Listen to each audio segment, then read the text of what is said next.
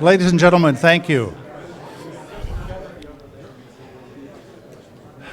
I just realized our invitation to you said we would start at 5, and I thought we were starting at 5:30, and I am now late, and I want to apologize. I mean, when people come on time and we're behind, I don't do this, so I would like to apologize. I'm sorry we're a little slow at getting started, and I'm delighted to have you here. My name's John Hamre. I'm the president here at CSIS. Before we begin every kind of public event that we do, we start with a little safety announcement, and I'm your responsible safety officer. I'm in charge of your well-being tonight, so if we have anything that happens, I'd ask you to follow my directions. We're going to go out, we have an exit out to the street right on this level, and if there's a problem out in front, we're going to go to the back. And if there's a problem in the back, we're going to go to the front. And so I don't know what we're going to feed, and I know we won't have a problem, but I'd ask you just please to follow me if we have to do something. It's a real privilege to have all of you here tonight. And you're all here because we share together, a link from someone who is with us tonight, but just not physically with us tonight. That's Arnaud. You feel his spirit coursing around the room. That's what we all shared with this remarkable man. And I remember when we had the memorial service, if you just try to carve someone's name in a piece of granite and put it away in some green space, people forget. So instead we wanted to have something that kept this remarkable man's memory alive among us. And we thought the best way to do that would be to have an annual lecture program that embodies what Arnaud really committed his own life to, and that was trying to find solutions to very tough problems. Arnaud created something here called the Transnational Threats Project. And it was Arnaud that had that insight. I still remember when he came to talk to me about it, where he said that criminal networks create the logistics backbone for terrorists. I'd never thought of that before, but he was right.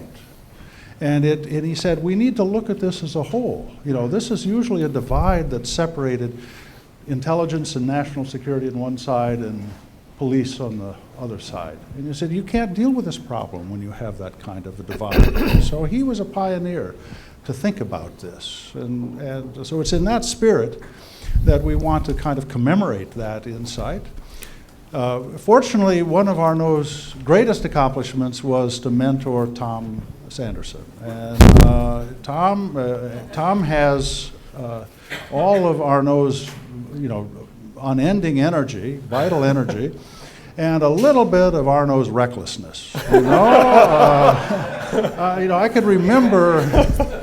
can remember, Alexandra, I'm sorry I didn't wait for you. My God, how embarrassed am I? I'm glad you're here. I remember several times when Arnaud said, I'm going to leave tomorrow. I'm going to meet Mullah Omar. I'm going to go to the Bekaa Valley, and then they're going to drive me I said, Arnaud, for Christ's sakes, don't. He's just right on the edge of recklessness. Well, Tom inherited that, okay? And Tom is on the edge of recklessness all the time. But it is keeping that spirit alive, and we're so very, very grateful for that. The purpose of this was to bring, notable intellects together who would share with us their insights about this world. And I'm so grateful to have Jim Jones and Prince Turki with us tonight. I could spend a long time going through their resumes. That'd be a waste of my time and your time because we want to hear them. Obviously, you know that Jim Jones was Commandant of the Marine Corps, became Supreme Allied Commander, National Security Advisor to President Obama, the highest positions possible. And something that only a few military officers have ever done, to make that transition in senior life from being a military leader and also being a civilian leader. So it's remarkable, Jim, and thank you for being with us tonight. Prince Turki is legendary in so many ways. I have to tell you one story. Just one brief story. This was back about 10, 12 years ago. We were going to hold a very high-level conference in England at Leeds Castle. All right, I'd recommend you go if you haven't been.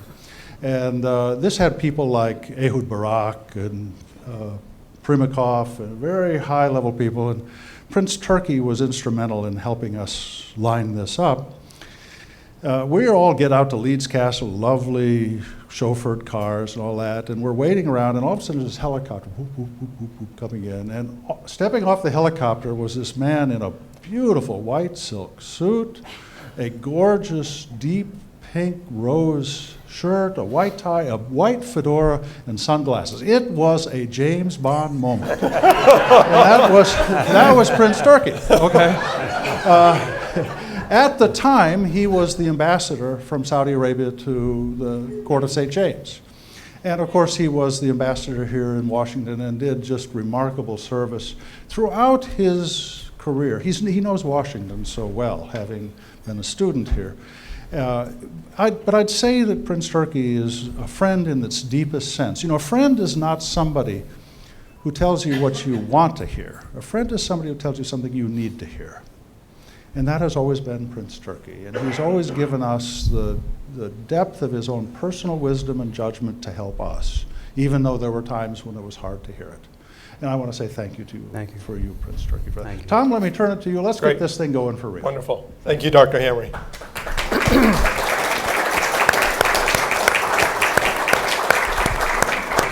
It's great to see everyone out there. Thank you so much. Thank you, Dr. Hamre, for your superb remarks and for your outstanding leadership here at CSIS. We all thank you and love what you've done for the organization and also more broadly for your leadership across the U.S. national security community.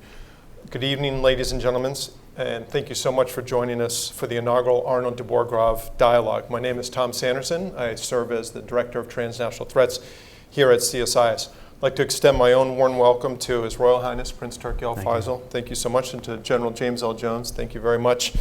When we sat down, Alexander and I and Harlan Ullman and others over the summer to plan this event, it took us no time at all to think about who it is we wanted to kick off such an event. And of course, we went right to these two gentlemen, and we're very, very happy that they could join us and lend us their expertise this evening.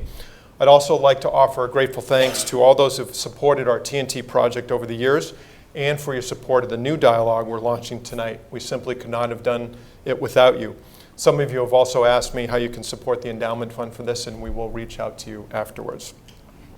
For 13 years, I worked side by side with Arnaud. That experience has had a profound impact on me personally and professionally. It has made me a little bit reckless, as John pointed out, but I think I'm better for it. And I am extremely thankful for that. Over those 13 years, I also became very close friends with Alexander de Borchgrave. Many of you in this audience know Alexander, but for those of you who do not, Alexander is a highly accomplished photojournalist and author and is one of the most wonderful persons you could ever hope to know. Alexander is now a member of our Transnational Threats Project Senior Steering Committee, which is chaired by Judge William Webster. Thank you, Bill, for joining us tonight for this discussion. And thank you, Alexander, for everything that you've done for us. It's been wonderful.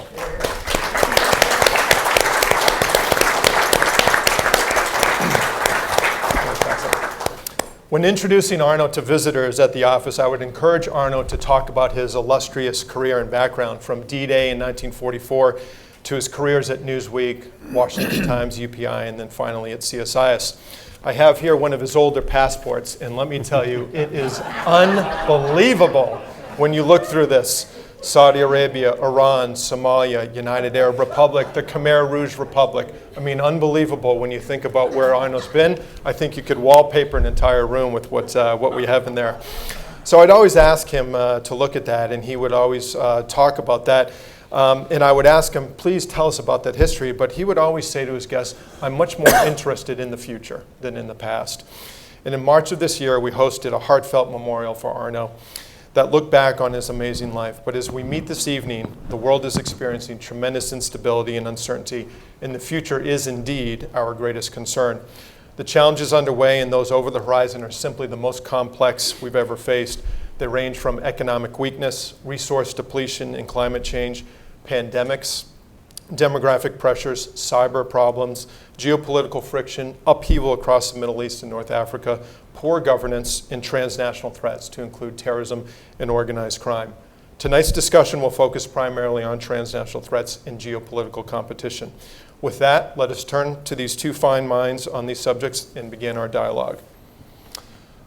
Let me begin right away with ISIS. The group has many strengths: established territory, reliable funding, effective media, skilled fighters, Sunni marginalization, what actions, military and non-military, if any, can make a difference at this point?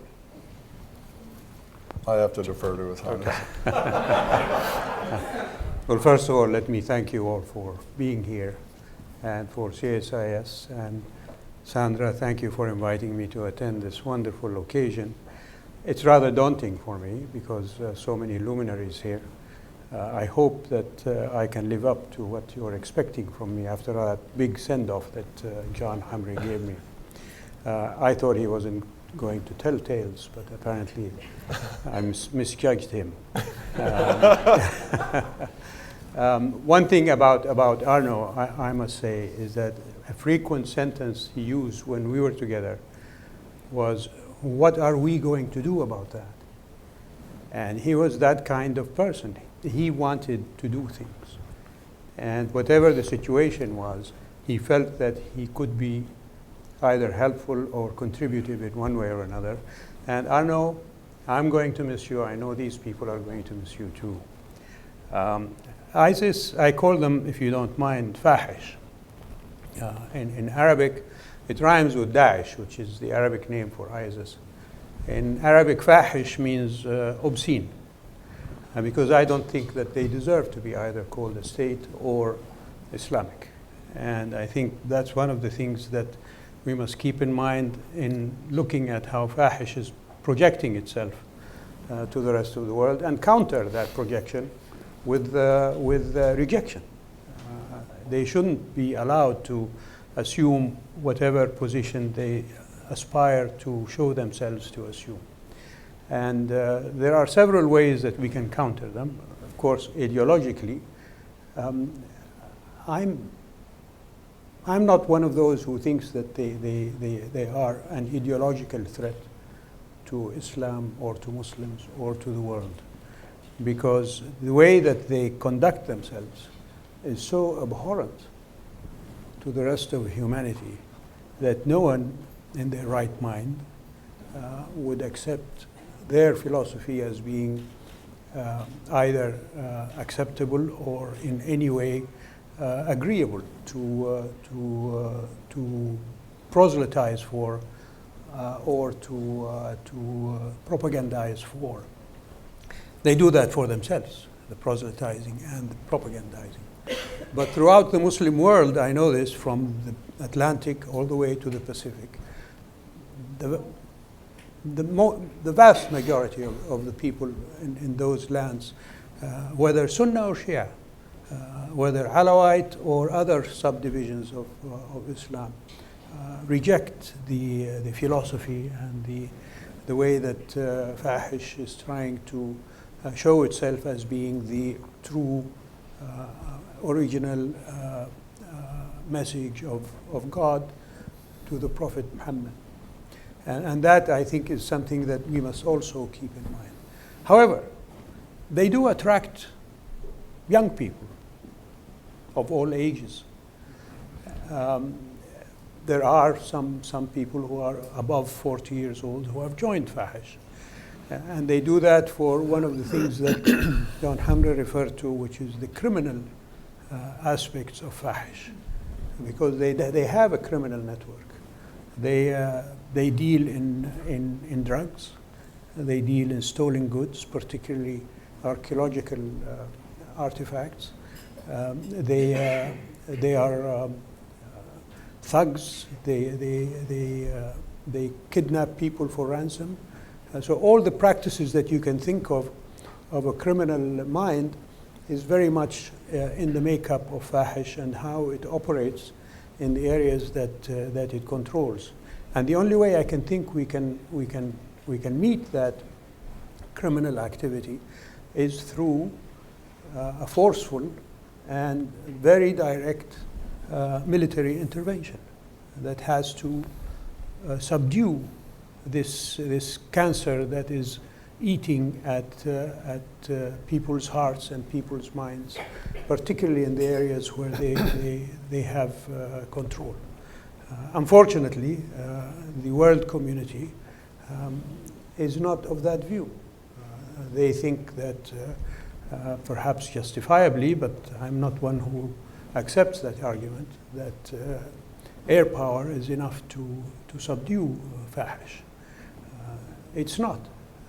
You have to root them out from their places of occupation by boots on the ground. But we don't need American boots on the ground to do that. And that's the thing I think that many in this country, perhaps even in the leadership in this country, have expressed opposition to, and maybe rightly so after the experiences that America has had in Iraq and Afghanistan. But within the Arab and Muslim community in the world, there are countries that are willing to work in a setup of a combination of capabilities with support from the world community to root out this cancer. We hear President Putin saying that he is there in Syria now in order to fight Fahish. The American coalition in which Saudi Arabia participates has equally expressed its efforts to fight Fahish.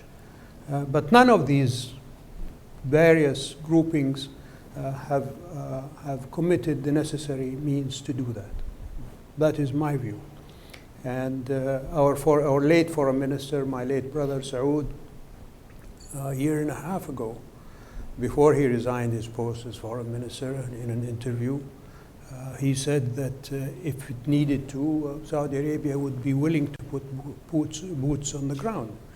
And I think if you look around the area there, as we've seen now in the conflict in Yemen, the commitment to meet the challenge of groups like Fahish is there.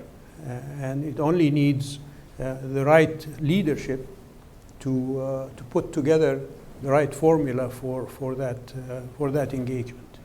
I don't think there is any other way that we can stamp out this devilish cabal that portrays itself in the most altruistic and the most high-sounding phrases.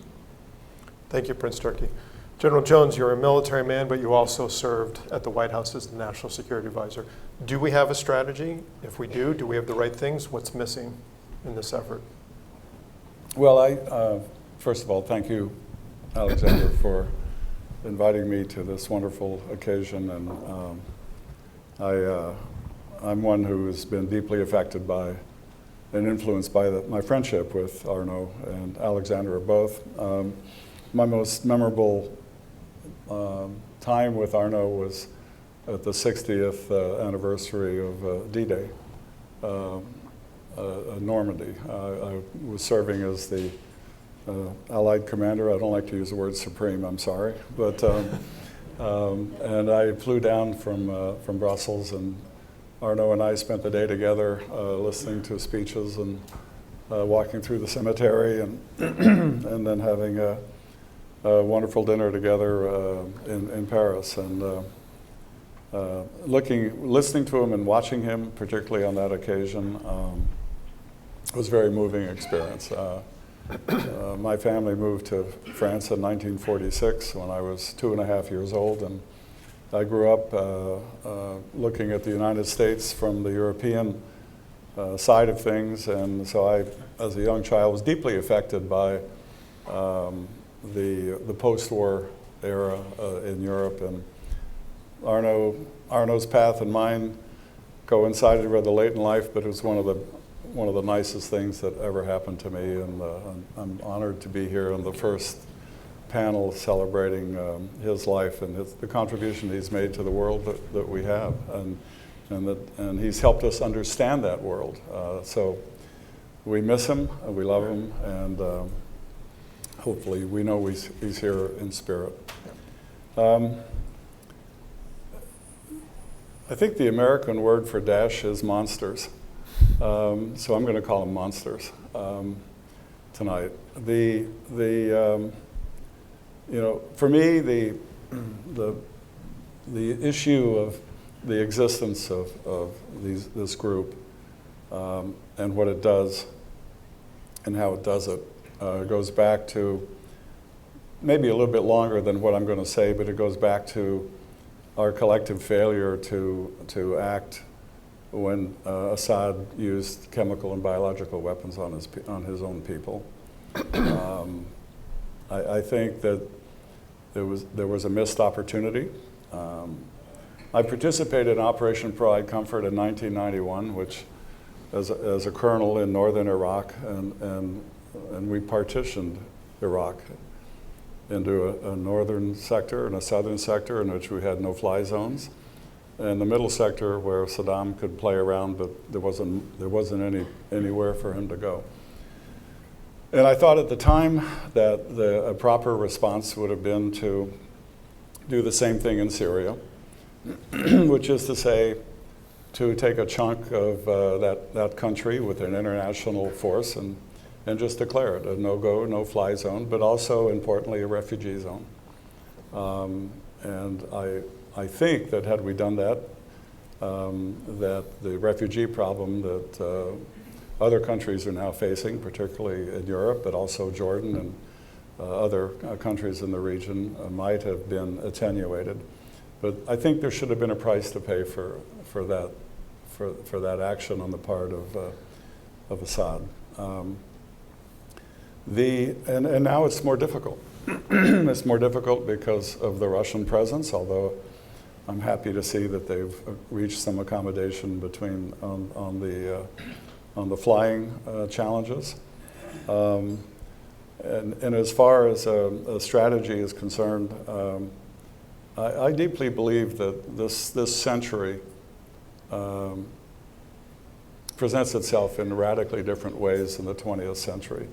The 20th century, most solutions involved massive use of militaries. Big armies, big navies, big air forces, big Marines.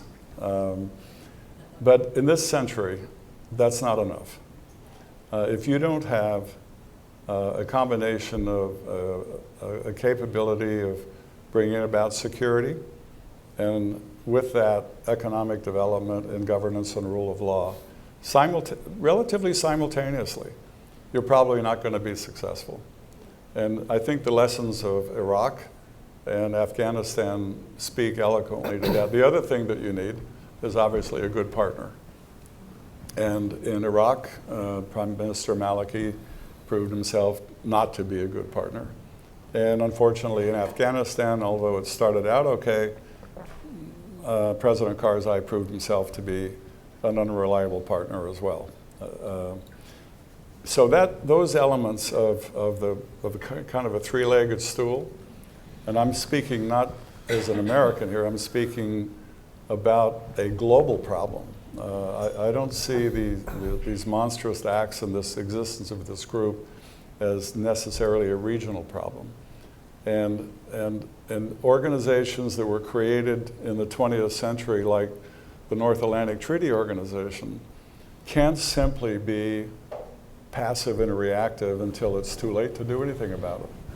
And so I think, I also agree with His Highness that victory through air power on this fight is not going to be enough. If anything, it's going to prolong it. And because this problem is not only regional, it will metastasize and spread, and it has already spread to the African continent and other places. It has to be taken care of. It is not something that you can wish away. You can't talk it away. You have to take it on. And I think the global community has to take it on. So whatever our national strategy is almost irrelevant if the United States is going to do it alone. And I don't think that's right, and I don't think it's fair. But I do think that there are organizations, there are coalitions that can be brought together to develop the strategy that will first of all take care of this security problem, and then we can turn our attention collectively, Arabs, Europeans, Americans, and anyone else who wants to join, to very quickly show the people of the region who reject this ideology and what's happening, that there is an economic plan, there is something that's going to come that gives them hope that their future is going to be better and that their children's future is going to be better. So they're going to be secure, they're going to have some sort of economic vision, And the governance and rule of law question is going to be resolved so that they're governed in a way that is appropriate to the norms of the 21st century that we expect in terms of human rights and other things. So it's complex, it is not impossible, but the longer we wait to apply decisive action comprehensively, the more difficult it's going to be. Can I add one Please, thing? please do. I think it's important to say this. Fahish is a virus that attacks a body, and when the body goes weak, it simply grows in that body. And in order to treat the virus, you have to strengthen the main body. And if you look where Fahish is doing most of its activity, it's in these states that have grown weak. Iraq, Syria, Libya, some other African places, etc. So to fix the symptom, which is the virus, you have to fix the heart of the disease. You have to fix Damascus, you have to fix Baghdad, you have to fix Tripoli, etc., etc. And when the refugee problem was mentioned by you, I think, originally, that Europe is facing today, a friend of mine has a wonderful saying. He says, if Europe will accept one refugee, this problem can be solved more quickly than otherwise. And that one refugee is Bashar al-Assad. It makes us laugh, but I think there is wisdom there, and there is recognition of a reality. That because of this one man and what he stands for, all these millions of people, internally and who have gone to Jordan and Turkey and Saudi Arabia and other places in the world, are fleeing their homes, fleeing their livelihoods, and living in camps that are desperate and in bad condition. Indeed, my colleagues Zach Fellman and Dr. John Altman and I have been to those camps, and it is really stunning. General, you started to touch on a question I have here now, and it involves what we've seen in our field work over the last few weeks in Mali, Tunisia, on the Syrian border, and Turkey. And in all of our discussions, there are many, many factors that people point to, but the two that come back all the time that underpin the conditions and factors leading to the threats, the environment, the problems we're talking about are jobs and bad governance. How do we get around these two issues? It just seems that there are hurdles that are too high to leap, and we hear it everywhere we go, from every level of society. No jobs, bad governance. Well, I think, I didn't anticipate your question, but I think I inadvertently answered it in part. Yeah. The jobs piece is part of the three-legged stool that I just described. Yeah. If you're going to create economic conditions that are more favorable, the odds are that you have to have a secure environment to do that. So that is job one. The mistake we made in Iraq in 2003 was that the only ambition we had was to see Saddam's statue fall, and after that there was nothing. There was no long-term plan, and we all know the rest of that story. So for me, that was a lesson relearned while I was sitting in Europe writing the plan that got NATO into Afghanistan in 2004. But it's measurably more difficult if you have bad governance, and how you solve that is difficult, but it's not impossible. In looking forward and not looking back, on the continent of Africa, for example, there will be 16 national elections this coming year. 16 out of 54 countries, if I have my numbers right. It is time for the global community of developed nations, if you will, or nations that have good governance and rule of law to put pressure on those leaders who are tyrants and who brutalize their people and who are corrupt. And it has to be done in a way that is very public, because the publics, the people that are being oppressed now have something that they didn't have before, and they have the social media. And they know what they don't have. They know what they're missing. And we're seeing signs in the developing countries that they're increasingly rejecting that. The idea that a leader can just rewrite the Constitution so he can stay in power and continue to govern. And so I think there's a lot that we can do to ensure that the desires of the people, not only to get good governance, but also for developed countries, wealthy countries, to not only engage with them politically, but also economically. The United States and Saudi Arabia and other countries are blessed with an abundance of energy. Most countries in the world don't have enough energy to cope. There are a lot of ways in which we can change the lives of those people for the better, and show them that by staying where they are, they will have a better future. I believe that this refugee problem in Europe is really the first wave of something that could be more cataclysmic in the future, particularly from the African continent, if we don't do something about this. It's absolutely essential. It is a critical requirement. And the longer we delay in applying a winning formula that combines not only the private sector or the public sector, but also the private sector. And one of the big mistakes I think we make in our country here, and I'm seeing encouraging signs of change, is that the public and the private sector, almost since the Marshall Plan, have kind of gone their separate ways. We need to bring that back together.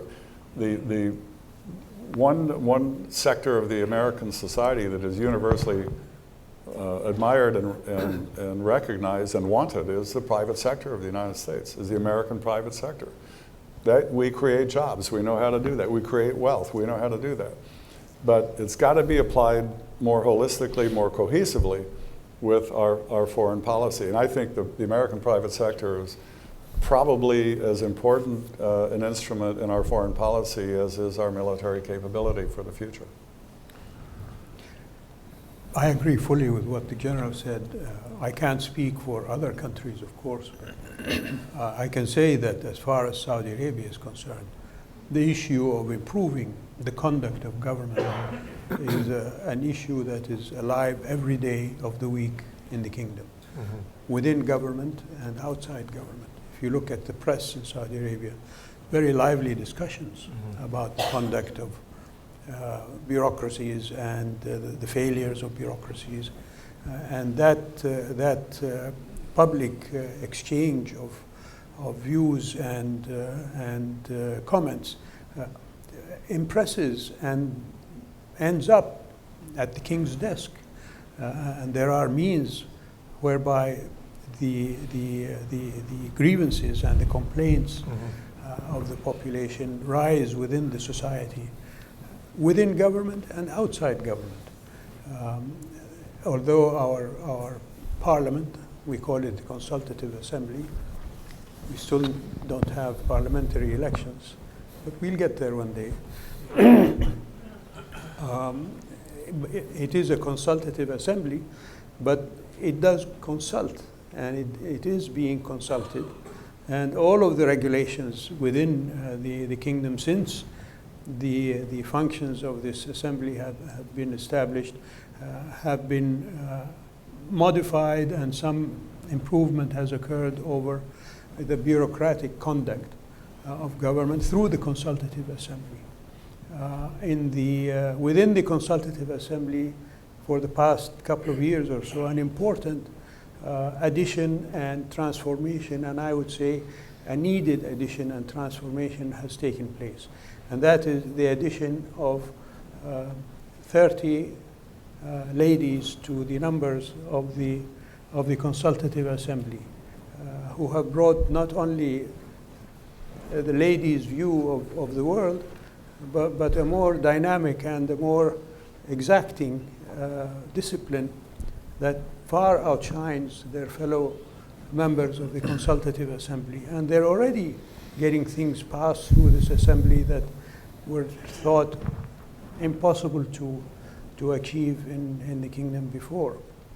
One other thing that has taken place in the kingdom in the effort to get the issues of governance and participatory engagement of the population in government going is the coming elections in December for municipal councils, where for the first time in the kingdom, again, women will be able to vote and will be able to present themselves to be elected by the voters. And I think, if my memory serves me right, the latest number of women candidates in these municipal elections, I think, has gone above 1,000 in the kingdom. So you can imagine what impact that is going to have on the whole of society and so on. And no government acts without committing mistakes and committing errors. But if there are means of rectifying these mistakes and improving on the errors that occur, that's where the test is, I think, for a successful governing system. And a system that does not believe that it has reached the end of its course in improving itself, but rather that it is always in the beginning, that it needs to take more steps to go forward and to meet the needs and the requirements of the population. And I think this is what is needed in all countries, whether the developed countries or the so-called developing countries. Thank you, Prince Turki. General Jones, several years ago I was at a talk with you. It may have been dinner at home with Arnaud and Alexandra, but you were talking about your role as Allied Commander at NATO, and you said that you hoped when you went there and as you left, you were not there to turn out the lights on NATO. And this week you said that we're facing the premier challenge of our time, and that in fact NATO may be going away as a result of it, or weakened irreparably as a result of it. Can you tell us what you're talking about, the nature of that threat, and what do we do? And is NATO the right tool? Well, it may not be, it's certainly not the only tool, but it may be the right tool.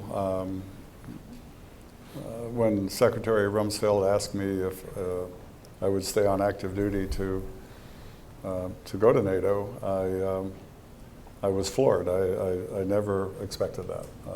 I asked him for 24 hours to discuss it with my wife, and for me, it was probably the only job that I would have stayed on active duty for. Having been Commandant of the Marine Corps, that was pretty good. You know, everything else was, but this one was really captivating for me because of my European background, because my father worked for International Harvester Company in Europe from 1946 to 1963 in France, and 63 to 73 in Brussels.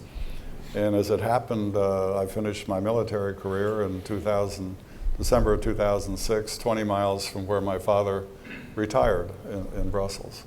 So for me, it was a very emotional thing, and it was certainly something that I was very happy and honored to do, and I'm very grateful to Secretary Rumsfeld for giving me that opportunity. However, the question that you just quoted, I asked the Secretary at that time. I said, I would gladly accept this job, but I want to know from you that I'm not going to Brussels to turn the lights out in NATO. And he reassured me that that wasn't the case, although, as you recall, during 2003, he was anxious for Europeans to do a little bit more than what he thought they should be doing, and he expressed that in no uncertain terms. And And that certainly was a challenge for me when I got there in 2003, but we worked through that. I was fortunate to be able to stay there for 4 years and went through a lot of great experiences, not the least of which was working on the NATO response force and also proposing the plan that got NATO involved in Afghanistan. And at the same time, and I was encouraged by that because for the first time in NATO's history, we were truly talking about out-of-area operations, I mean, in great distances. NATO response force was a very good concept. It was agreed upon by then 19 countries at the Warsaw Summit in 2002. In 2003, when I got to NATO at my first ambassadorial lunch, the British ambassador, and I studied everything about NATO, and because I was ready for the ambassadors to ask me questions to see what I knew about NATO, and the British ambassador stood up and said, well, General, he said, as the host of this lunch, I get to ask the first question. And I said, what is that question? And he said, how are you going to get us to Afghanistan? And the last thing in the world I thought about was whether NATO was going to go to Afghanistan, and a year later we were doing it. And that was a very heady moment. I mean, it really showed me that NATO, the 19 countries, which became 26 in 2004, and then now 28, were really thinking about the future and the global role that NATO could play. What worries me about NATO now is that the experiment with the NATO response force, most member countries didn't want to pay for. The alliance was beset by what we call national caveats, which means to say, I'm going to give you my forces, but this is what we're not going to do. If you ask us to do it, we're not going to do this. We had no intelligence architecture in NATO. I mean, if you go to Kosovo, for example, there were 9 different national intelligence networks, none of whom shared information. And this was a systemic problem that we worked on, and we actually made some progress. The reason I said what I said at the hearing in front of the Senate Armed Services Committee last week, or the week before, was because I don't perceive that NATO as a voice, or that the membership of NATO is thinking about a more global capability. When you have 28 sovereign countries that are allies, and where they, as a condition of the alliance, they say an attack against one is an attack against all. How can you sit back and watch what's going on and not ask to be part of the problem in a political way and also in a military way? And that's my problem with NATO. Now, in the case of Vladimir Putin and his expansion into the Crimea and his mischief in the Ukraine, the military portion of NATO, I think, did everything that they possibly could do. But the leading countries of NATO have not used that organization to have the dialogue that, in my view, should be elevated. When you get 28 countries that kind of fundamentally agree on things, that's pretty impressive. And so I think that if NATO drifts back a little bit and becomes a reactive alliance like it was designed to be in the Cold War, and rejects the idea of being proactive to help developing countries, for example, develop their own security capabilities and the like, and I don't mean by invasion, I mean by being friends and allies, then I think that NATO is losing its airspeed and altitude, as Chuck Wall likes to say in the Air Force. And that will that will cause, perhaps not the end of NATO, but certainly a diminution in the potential effectiveness that it could otherwise have. And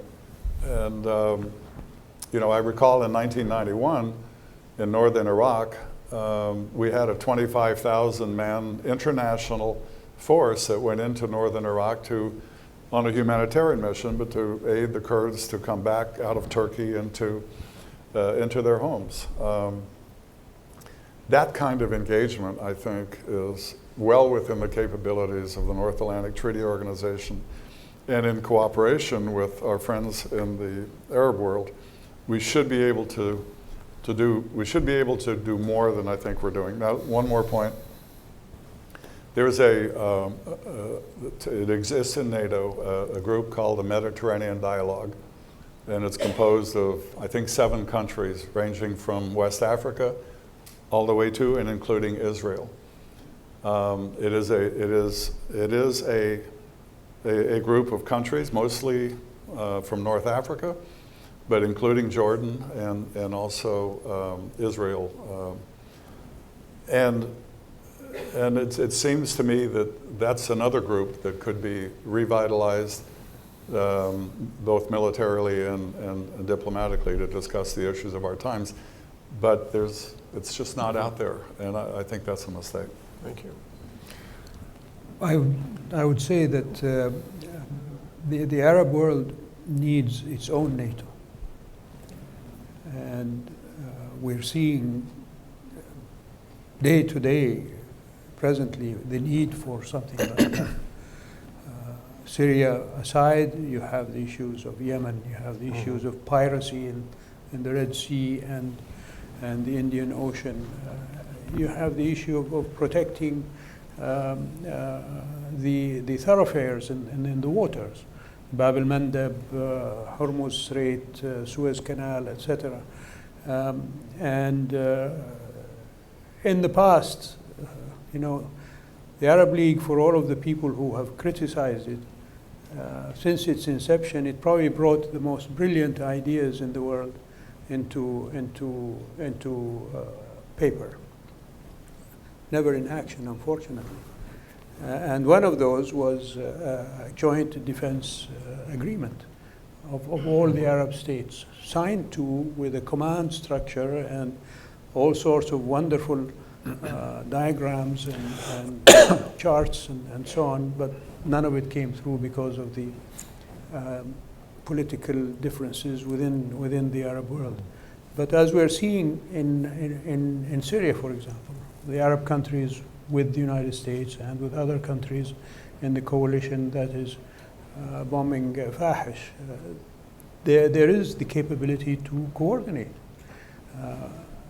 Maybe Libya is not a good example, but at the time that it was taking place, it was definitely a very effective means to protect the Libyan people from someone who wanted to take revenge on them for standing up to him and saying, you're not our leader anymore. There was no follow-through in Libya, unfortunately, to justify the sacrifice that took place before that. But in Yemen, we're seeing a coalition of Arab states that is doing a job that is necessary, and if it wasn't there, things would be in a much tougher situation than they are now.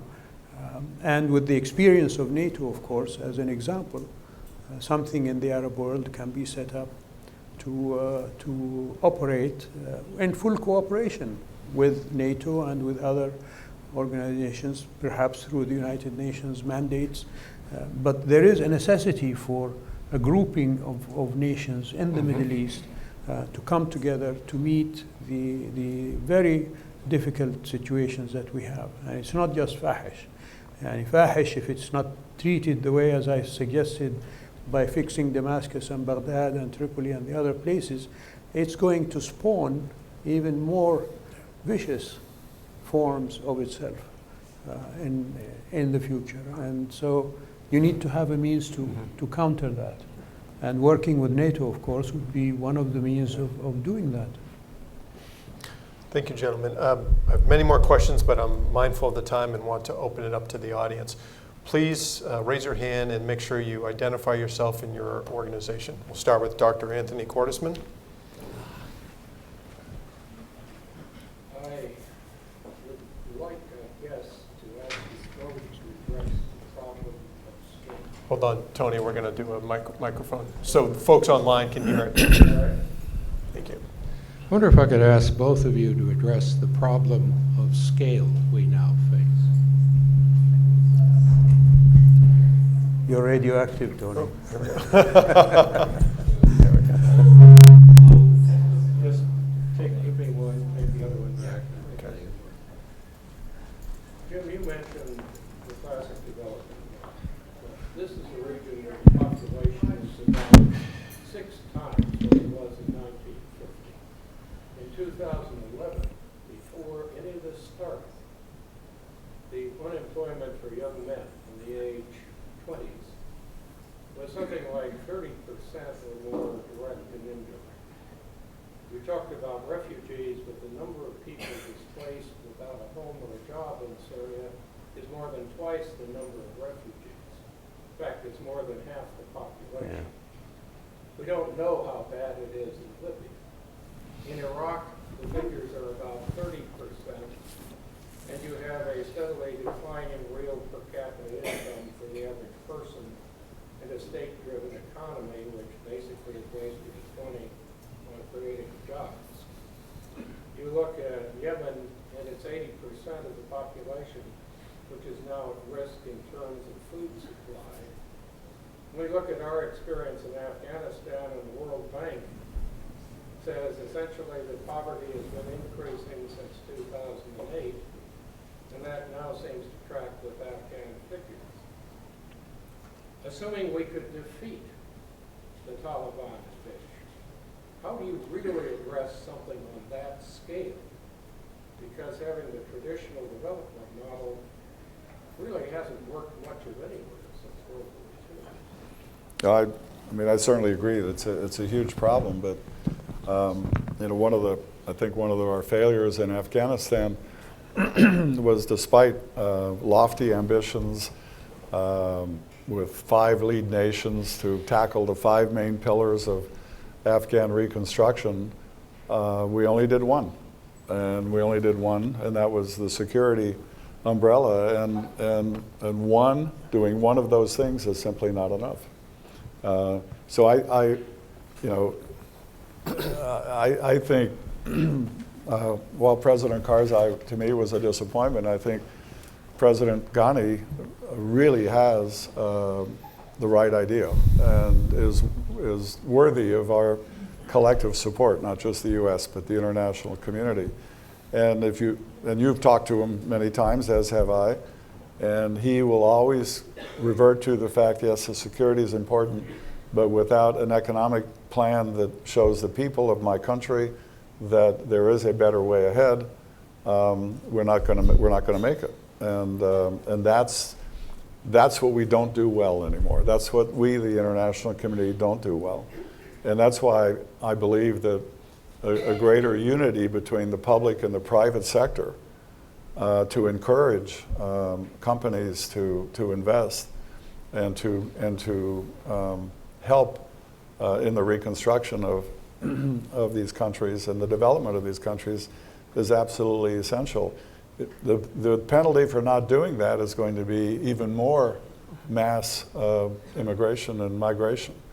And so yes, is it hard? Yes. But a lot of the countries that you just mentioned have natural wealth and sovereign wealth that, properly developed and properly governed, would provide jobs. But until we figure out a way to collectively do that and to influence the governance of those countries, we're going to be losing. We're going to be losing ground. I don't think anybody knows our part of the world better than Tony Cordesman.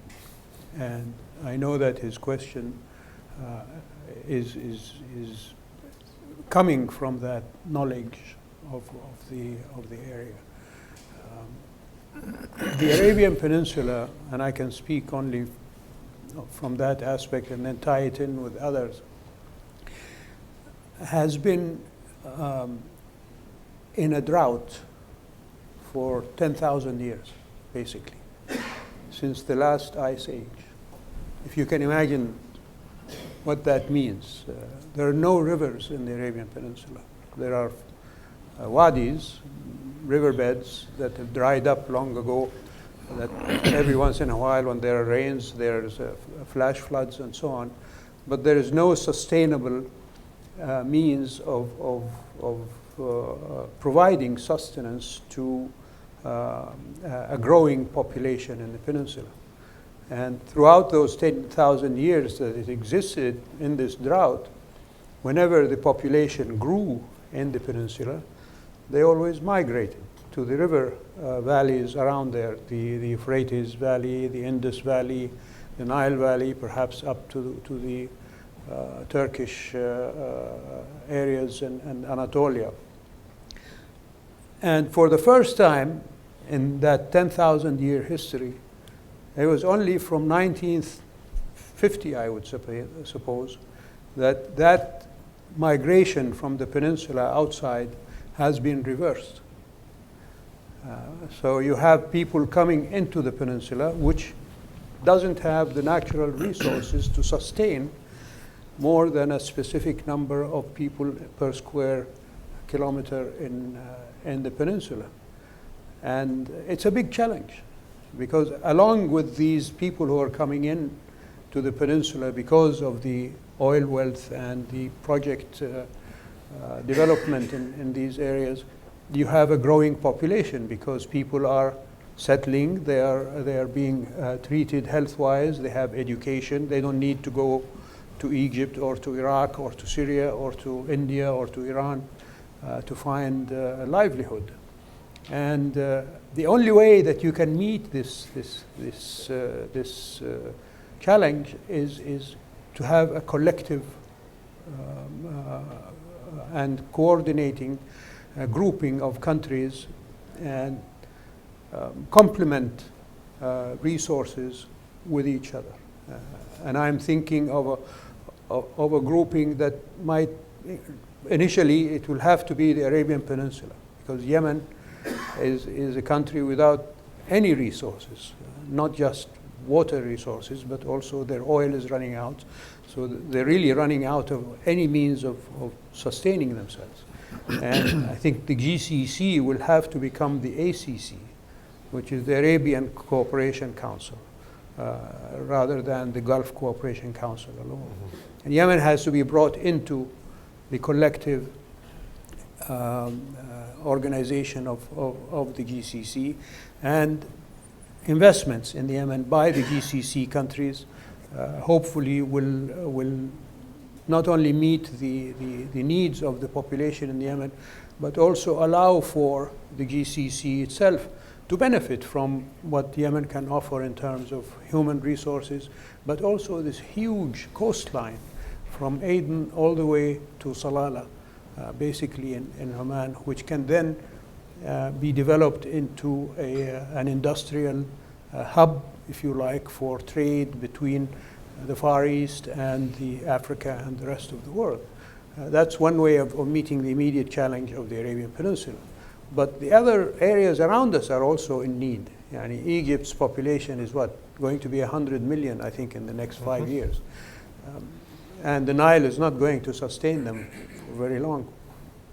They will need to have a similar arrangement with their neighbors. I think the Sudan and Libya would be natural and complementary areas for coming together with Egypt, with their resources. Sudan has the Blue Nile and the White Nile, and vast lands for agriculture. Libya has a lot of oil resources. They can complement each other if only there were stability. As you mentioned, General, you need stability in order to consider these options that are available to all of us in the area. And then you have another grouping that might come together.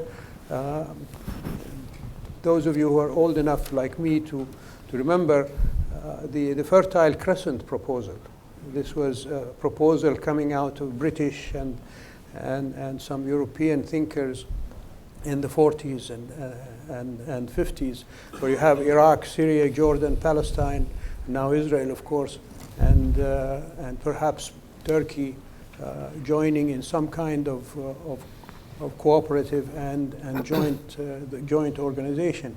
So there are ideas that can be explored and that can be pursued by the peoples to meet the challenge that Tony Kordsman referred to, of not just population growth, but lack of resources. But we need to have the stability. And you can't have stability with Fahish running around doing its utmost to upset everybody, and without any world leadership, basically, to meet these challenges. Because you need someone to look up to who can bring us together. The Marshall Plan was brought together because the United States decided that it was in the United States' interests to be so generous with European countries after the Second World War. There is no one playing that role today in our part of the world. So we're left to our own resources, and in many cases, those resources are lacking, whether human or economic. Thank you. Perhaps in some concluding comments by both of you gentlemen, you can address that issue of U.S. leadership and are we past the point where we can play that role again? I'd like to turn to Harlan Ullman, who is the UPI's Arnaud de Borchgrave Distinguished Columnist. Tom, thank you. One of the topics that Arnaud was fascinated with, as you know, was the Soviet Union and Russia. And he was very interested in Vladimir Putin. I wondered, Prince Turki, General Jones, if you could share with us your views of what you think Putin's strategy is, not only in Ukraine, but Syria and more broadly. Because when you take a look at the things that he's doing with trying to expand the anti-Islamic State, Daesh, coalition, using the Shanghai Cooperative Organization, launching missiles 900 miles from the Caspian, it's really quite interesting. So I wondered if you could share with us what you think Putin's strategy is. Is it just tactical, long-term? What does he want for outcomes, and how do we deal with him? Fantastic. Turnabout fair play, General. We want to hear from both of you, for sure. General? Well, first of all, I think we have to talk a little bit about the personality of the man. I mean, this is a case. His Highness mentioned that one man can make a difference, like Assad. In this case, Vladimir Putin is one man who can make a difference. And having been in the White House for 2 years under his predecessor, I can tell you that most of us were seduced by the idea that Russia really, in 2009 and 2010, leading up to the START Treaty, had really turned the corner and decided it really wanted to be in the Euro-Atlantic arc after all. And we were celebrating that. And the friendships that I formed on a personal level with my Russian counterparts were, I thought, quite real. The only cloud on the horizon in 2009 was the Prime Minister. And I recall a breakfast meeting in Moscow with our president and the Prime Minister. It was supposed to be a 1-hour meeting. There were 5 of us at the table, 5 Russians, 5 Americans. And we sat down at the breakfast table, and our president said something about, just to get the conversation going, Russian-American relations. The Prime Minister responded for an hour and a half, taking us all the way back to 1945 and going all the way up to the present day. And essentially he made 3 or 4 main points. One is that the dissolution of the Soviet Empire was the worst thing that happened on the face of the globe. And by the way, he meant this. This is not fabrication. 2 is NATO is the greatest evil. 3 is that the United States, America in particular, kicked Russia in its hour of need after the fall of the Berlin Wall, and that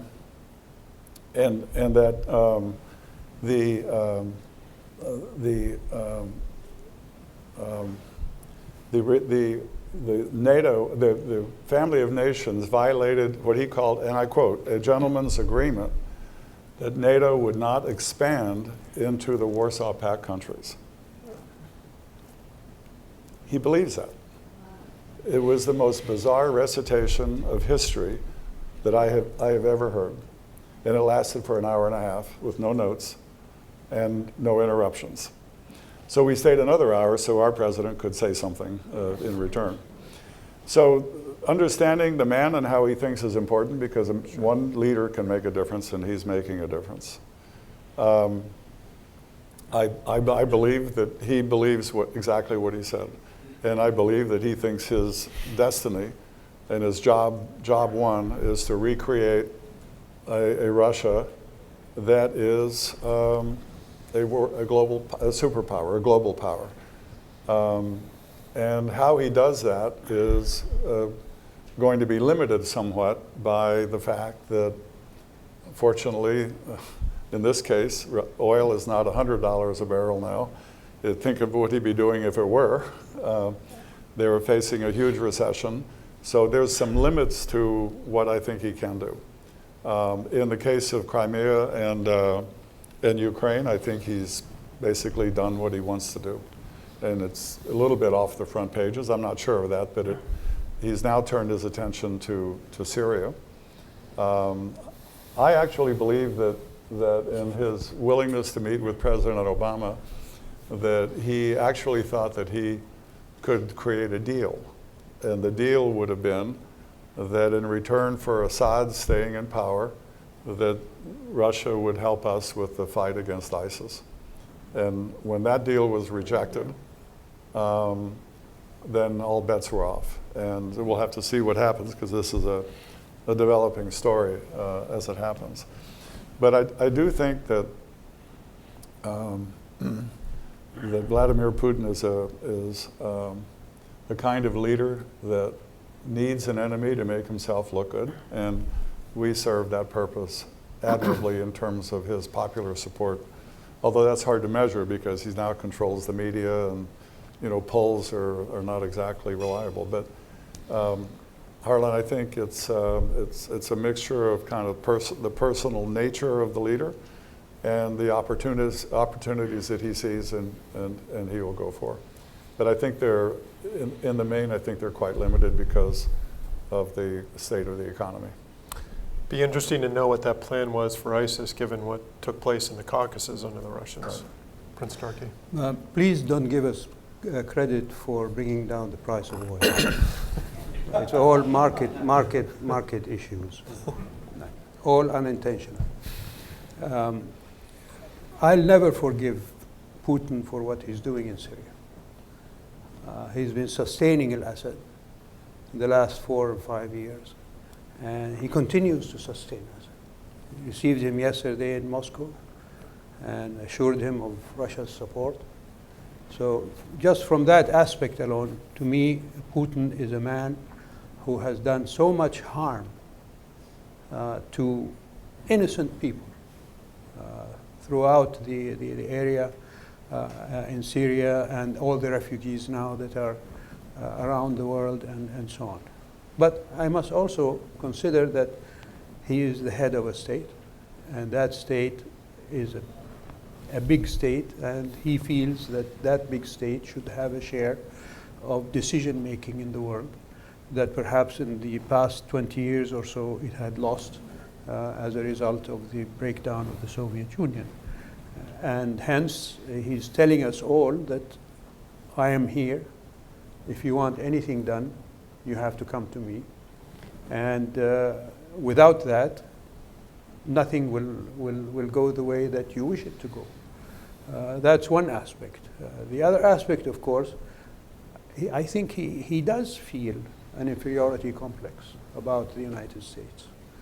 You see that in his physical posture and body language and the way that he speaks. I don't know if you watched him speak. I don't understand Russian, but I made a point once of listening to him speak just to see how he expresses himself. He is a pugnacious and someone who takes a pugilistic stance in order to prove himself to whoever he's talking to. And even when he's smiling, he looks angry. I don't know how he can accomplish that, but it is something something worth watching, and we have to deal with him. It's not that you can ignore him or simply cast him off as someone who is a megalomaniac or however you want to describe him. No, he has a vision of the world, and he's there to put that vision in place. And if something comes out of the Syrian situation, where I heard on the news that after he met with Assad, he picked up the phone and called King Salman, Saudi Arabia, King Abdullah of Jordan, President Sisi of Egypt, and President Erdogan of Turkey. I don't know what he told them, but it indicated to me that he was delivering a message to them, not from Assad, but from himself. That here, I had Assad here, and you have to come to me to get what you want from Assad. If there was something else, we will see, as the general said.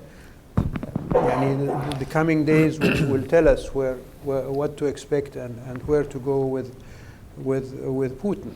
I think he was very clever to reach out to China, because that, of course, is something that has allayed some of his fears of China, the other supergiant that is champing at the bit also in terms of world position. Thank you, Prince Turki. I think due to time, what I'd like to do is turn to each of you to make some concluding comments. And then we have a very special gift presentation by Alexander de Borchgrave, and then I'll make final comments. So, General Jones, please. Your Highness. Again, fine. One thing we haven't talked about, I think, is Iran. There's much speculation in this country as to where Saudi Arabia stands on issues like the nuclear deal with Iran and the Iranian influence in the area, et cetera, et cetera. When King Salman was here, we met with President Obama. They issued a joint statement, and for those who are interested on where Saudi Arabia stands on issues with Iran, I think you should look at that statement. First, the king accepted the president's assurances that the nuclear deal is going to prevent Iran from acquiring nuclear weapons for the time of the deal, the agreement. It's 10-15 years. Second, both leaders agreed that they will challenge Iran's nefarious activities in the area. They didn't specify which area, but obviously it's the Middle East. And thirdly, that both countries will continue to exchange information and intelligence on matters of security, including terrorism, et cetera, et cetera, et cetera. The other aspects, of course, of the statement was a closer cooperation on trade and economic affairs and student exchange, et cetera, et cetera. So that's one aspect of it. The other aspect, of course, is what comes after 15 years. My personal view, and I've been very vocal in saying this, is that this deal is an incentive for nuclear proliferation. It's not a deal that stops nuclear proliferation. It's a matter of 10-15 years. And as I mentioned before, you have a 10,000-year history since the last ice age. So 10-15 years is nothing, especially for a country like Saudi Arabia that is right across the Gulf from Iran. And the kingdom, with its partners in the area, hopefully with the world community, will pursue post-deal activities that will assure us what happens after 15 years in nuclear development in Iran. My personal favorite solution for that is to build on this nuclear deal that the P5+1 had with Iran into going into a zone free of weapons of mass destruction. You've all heard about that. The last two non-proliferation treaty review conferences, New York in 2010, and again this year also in New York, I think at the United Nations or Geneva, I don't remember where, reaffirmed the need for a zone free of weapons of mass destruction in the Middle East. And I think that is the only way that we can have a proliferation-free zone in the area. There are conditions, there are discussions, negotiations that have to be undertaken by all the parties concerned, but other than this formula, I don't see any other way that you can prevent countries, and not just in the Middle East, but throughout the world, from seeking to have what Iran has gotten from this deal. Thank you. General Jones, please. Well, thank you. I think this is a very important time for our country, not only because of the internal challenges that we face, but also I think this is a defining moment with regard to how the United States is going to be in terms of its position in the world for the next 20 or 30 years. As I mentioned earlier, I'm a child of brought up during the Cold War overseas, and when I was old enough to understand things, I kept hearing about every 10 years about an American decline. I heard it when Sputnik went up. I heard it when communism took over in the Soviet Union. I heard it when the Japanese economic miracle was buying up Hawaii and did all these wonderful things. And they say, well, this is an economic decline now, you're going to be replaced. And it just seems like every decade there's somebody who's predicting the inevitability of American decline. And one of the reasons that this never happened, in my view, is that because of our moral leadership, of our willingness to do the right thing for people who are less fortunate than we were, whether it's a reconstruction of Europe, whether it's at every turn where we won a military victory, we helped that country back on its feet, with a few exceptions. I really believe that His Highness touched on it when he used the word leadership. There is a perception, whether it's valid or not, but the perception is reality on this playing field, that the U.S., particularly in the Middle East, has withdrawn or is withdrawing. Some people say it's because we now have our own energy security, and the oil for energy deal that existed for the last 40 years is not as important.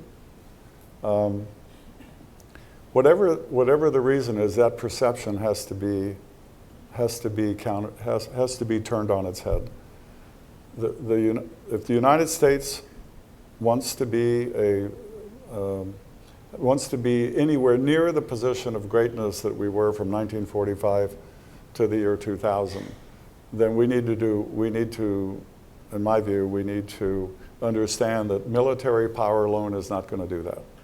It's going to be a combination of cohesive engagement, all of society, all of government, focused, clear, unambiguous desire to reassert our commitment to our friends and to our allies, and to lead, to His Highness's point, and to provide the leadership that is required to achieve that.